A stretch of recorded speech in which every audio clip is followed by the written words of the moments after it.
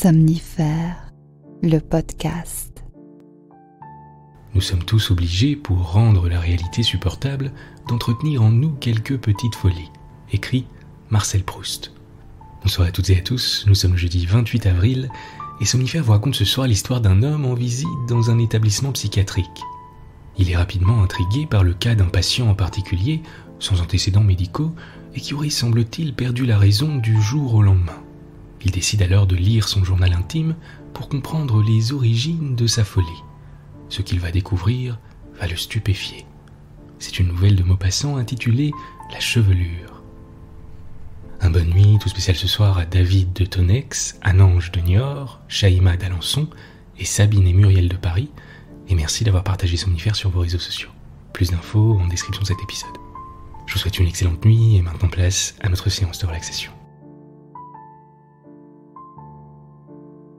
La séance de relaxation. On va refermer ce mois d'avril avec un petit exercice de respiration ventrale. Mettez-vous à l'aise et si ce n'est déjà fait, fermez les yeux.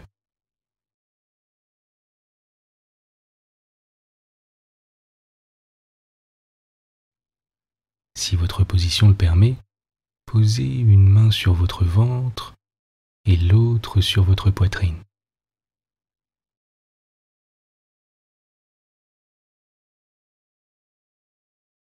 Et dans un premier temps, respirez simplement à votre rythme, naturellement, sans effort.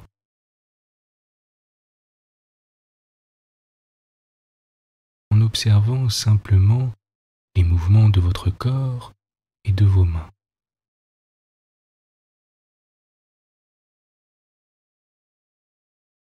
À l'inspire et à l'expire.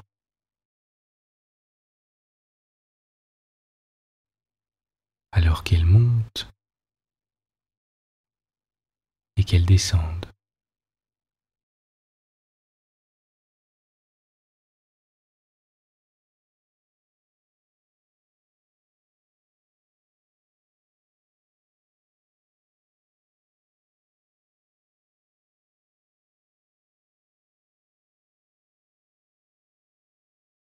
Imaginez à présent votre ventre comme un ballon de baudruche.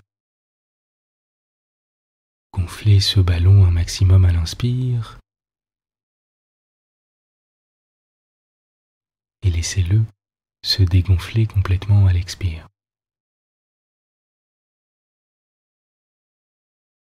Vous pouvez répéter l'exercice si vous le souhaitez, en gonflant le ventre un maximum et en laissant les tensions s'évacuer complètement à l'expire.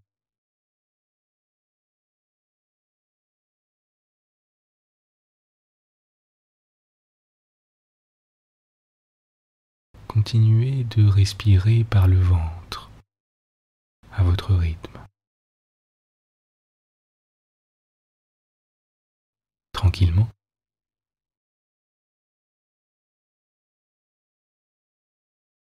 Sans attente.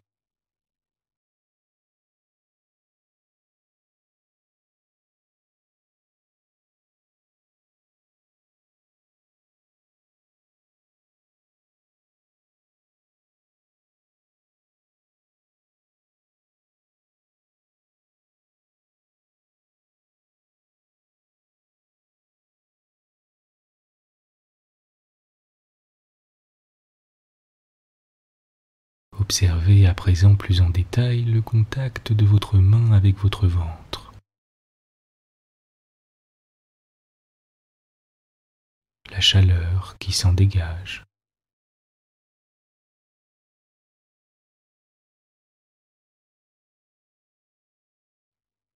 Les mouvements qui vous bercent.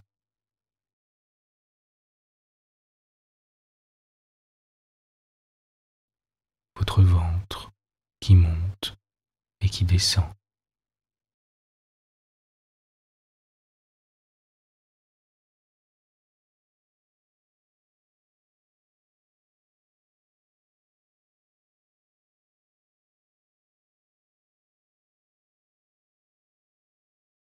imaginez qu'à chaque expire, les tensions continuent de s'évacuer un peu plus.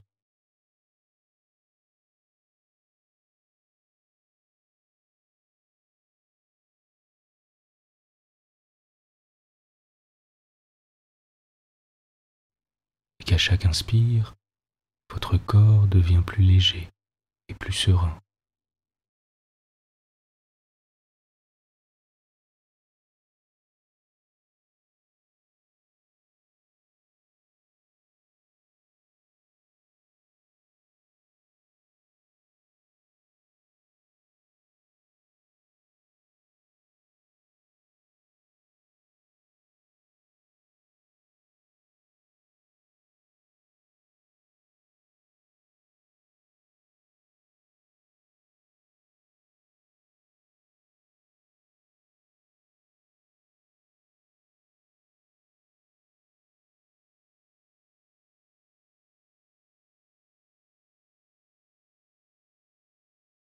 Pendant la prochaine minute, concentrez simplement votre attention sur votre respiration.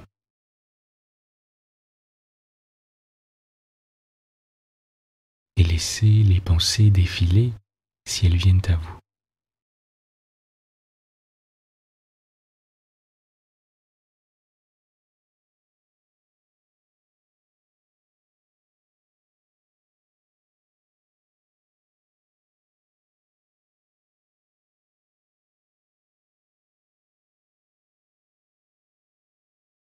Un peu comme si vous étiez la montagne et que les pensées étaient les nuages.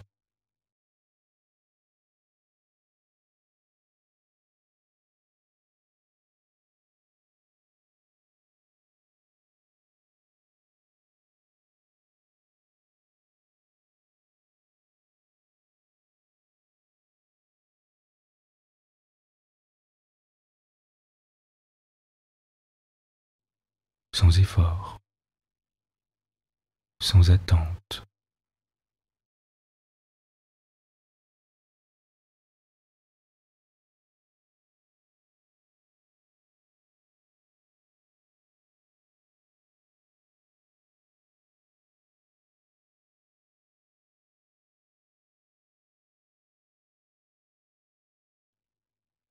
En continuant de porter votre attention sur votre respiration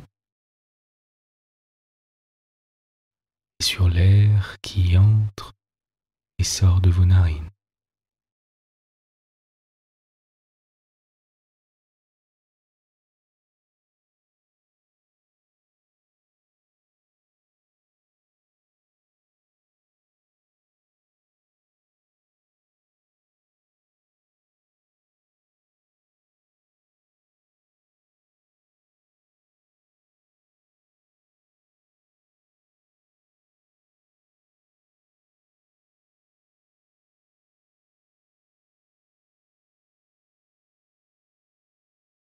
Vous êtes calme et détendu. L'histoire du soir. Maupassant, la chevelure. Les murs de la cellule étaient nus, peints à la chaux. Une fenêtre étroite et grillée, percée très haut de façon qu'on ne pût pas y atteindre, éclairait cette petite pièce claire et sinistre. Et le fou, assis sur une chaise de paille, nous regardait d'un œil fixe, vague et hanté. Il était fort maigre, avec des joues creuses et des cheveux presque blancs qu'on devinait blanchis en quelques mois. Ses vêtements semblaient trop larges pour ses membres secs, pour sa poitrine rétrécie, pour son ventre creux. On sentait cet homme ravagé, rongé par la pensée, par une pensée, comme un fruit par un ver. Sa folie, son idée était là, dans cette tête, obstinée, harcelante, dévorante. Elle mangeait le corps peu à peu. Elle, l'invisible, l'impalpable, l'insaisissable, l'immatérielle idée minait la chair, buvait le sang, éteignait la vie. Quel mystère que cet homme tué par un songe.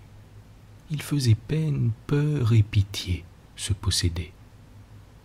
Quel rêve étrange, épouvantable et mortel, habitait dans ce front qu'il plissait de rides profondes, sans cesse remuantes.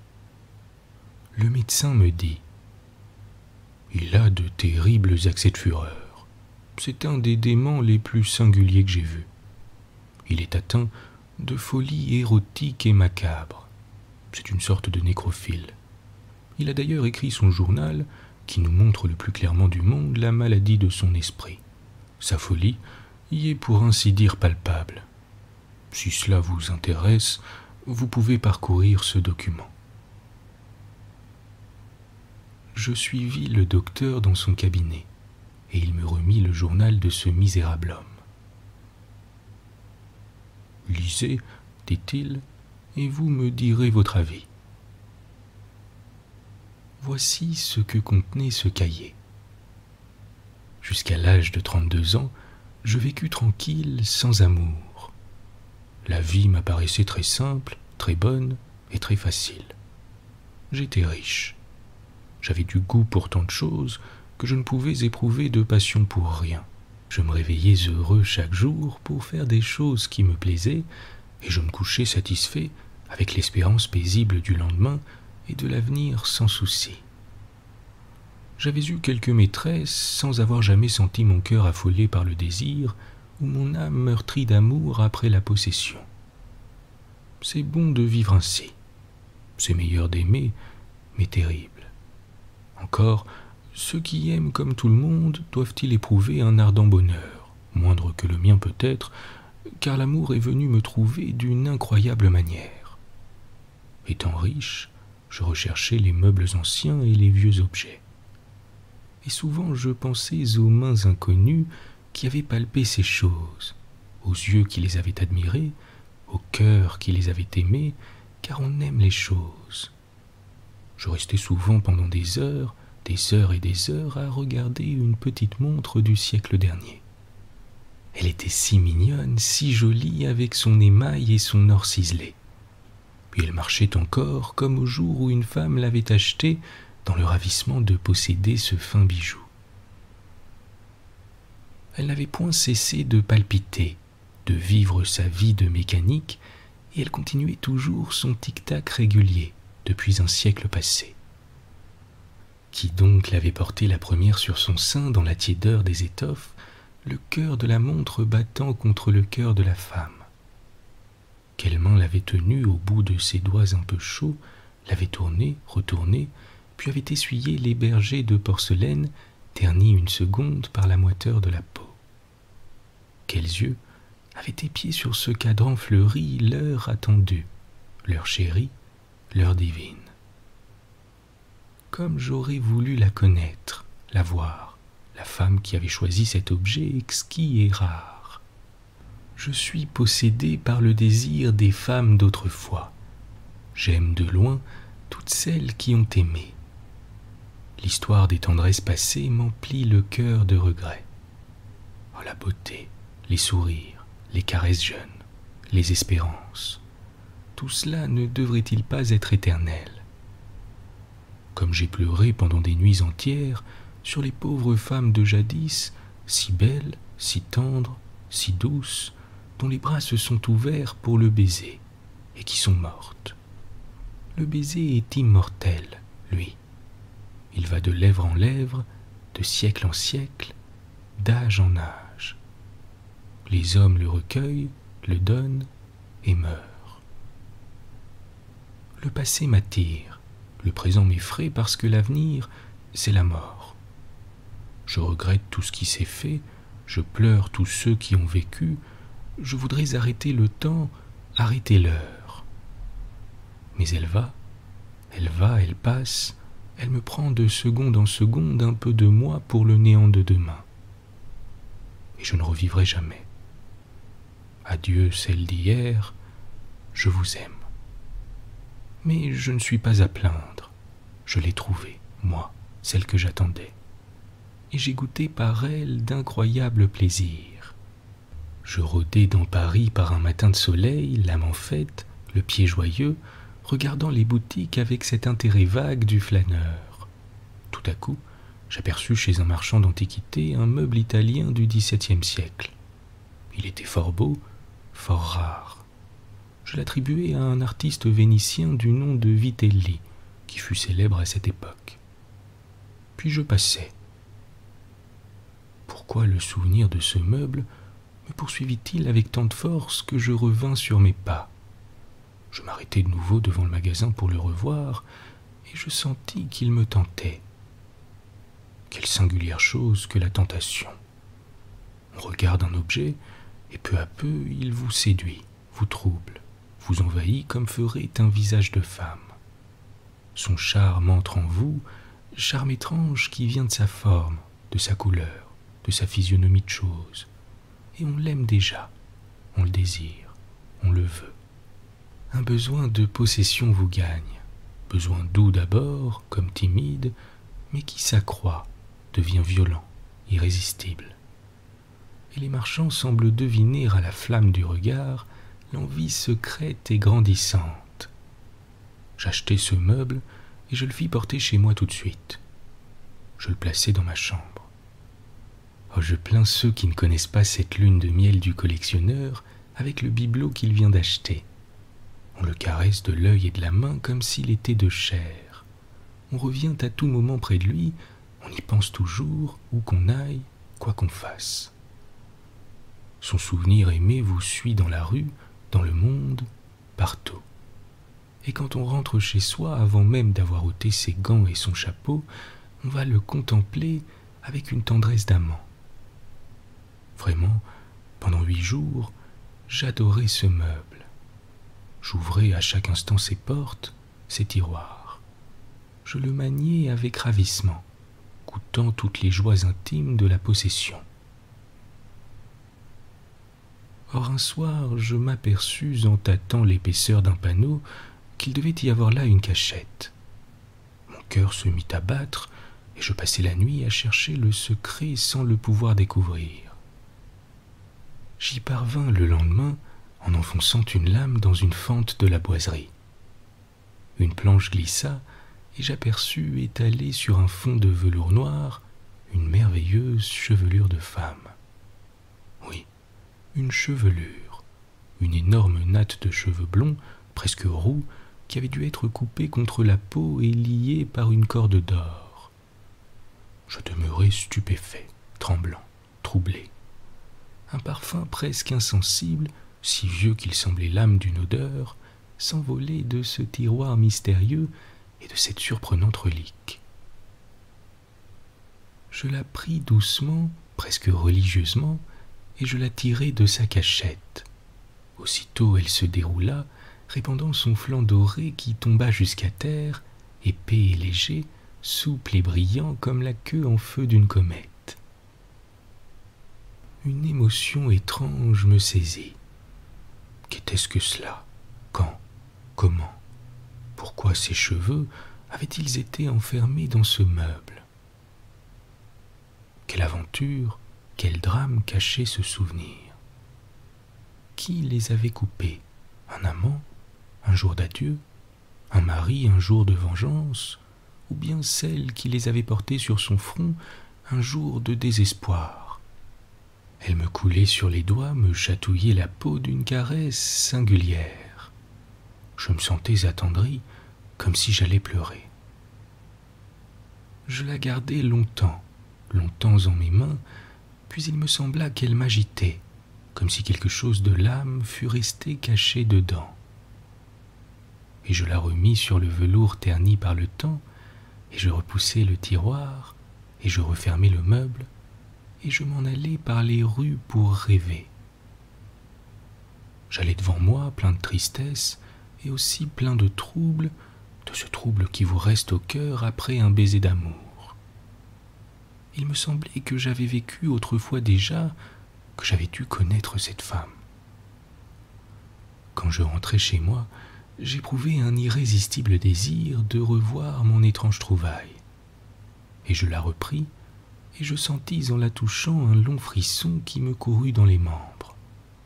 Durant quelques jours, il fallait que je la visse et que je la maniasse. Je tournai la clé de l'armoire avec ce frémissement qu'on a en ouvrant la porte de la bien-aimée, car j'avais aux mains et au cœur un besoin confus, singulier, continu, sensuel, de tremper mes doigts dans ce ruisseau charmant de cheveux. Puis quand j'avais fini de la caresser, quand j'avais refermé le meuble, je la sentais là toujours comme si elle eût été un être vivant, caché, prisonnier. Je la sentais et je la désirais encore. J'avais de nouveau le besoin impérieux de la reprendre, de la palper, de m'énerver jusqu'au malaise par ce contact froid, glissant, irritant, affolant, délicieux. Je vécus ainsi un mois ou deux, je ne sais plus. Elle m'obsédait, me hantait. J'étais heureux et torturé, comme dans une attente d'amour, comme après les aveux qui précèdent l'étreinte. Je l'enroulais autour de mon visage, je la buvais, je noyais mes yeux dans son onde dorée afin de voir le jour blond à travers. Je l'aimais. Oui, je l'aimais. Je ne pouvais plus me passer d'elle, ni rester une heure sans la revoir. Et j'attendais. Quoi? Je ne le savais pas. Elle. Une nuit, je me réveillai brusquement avec la pensée que je ne me trouvais pas seul dans ma chambre. J'étais seul pourtant, mais je ne pus me rendormir. Et comme je m'agitais dans une fièvre d'insomnie, je me levai pour aller toucher la chevelure. Elle me parut plus douce que de coutume, plus animée. Les morts reviennent-ils? Les baisers dont je la réchauffais me faisaient défaillir de bonheur. Et je l'emportai dans mon lit, et je me couchai en la pressant sur mes lèvres comme une maîtresse qu'on va posséder. Les morts reviennent. Elle est venue. Oui, je l'ai vue, je l'ai tenue, je l'ai eue, telle qu'elle était vivante autrefois. Oui, je l'ai eue tous les jours, toutes les nuits. Elle est revenue, la belle morte, l'adorable, la mystérieuse, l'inconnue, toutes les nuits. Mon bonheur fut si grand que je ne l'ai pu cacher. J'éprouvai près d'elle un ravissement surhumain, la joie profonde, inexplicable, de posséder l'insaisissable, l'invisible. Nul amant ne goûta des jouissances plus ardentes, plus terribles. Je n'ai point su cacher mon bonheur. Je l'aimais si fort que je n'ai plus voulu la quitter. Je l'ai emportée avec moi toujours, partout. Je l'ai promenée par la ville comme ma femme, et conduite au théâtre en des loges grillées comme ma maîtresse. Mais on l'a vue. On a deviné, on me l'a prise. Et on m'a jeté dans une prison comme un malfaiteur. On l'a prise. Oh misère. Le manuscrit s'arrêtait là. Et soudain, comme je relevai sur le médecin des yeux effarés, un cri épouvantable, un hurlement de fureur impuissante et de désir exaspéré s'éleva dans l'asile. « Écoutez-le, dit le docteur. Il faut doucher 5 fois par jour ce fou obscène. Il n'y a pas que le sergent Bertrand qui ait aimé les mortes. » Je balbutiai, ému d'étonnement, d'horreur et de pitié. Mais cette chevelure existe-t-elle réellement? Le médecin se leva, ouvrit une armoire pleine de fioles et d'instruments, et il me jeta à travers son cabinet une longue fusée de cheveux blonds qui vola vers moi comme un oiseau d'or. Je frémis en sentant sur mes mains son toucher caressant et léger.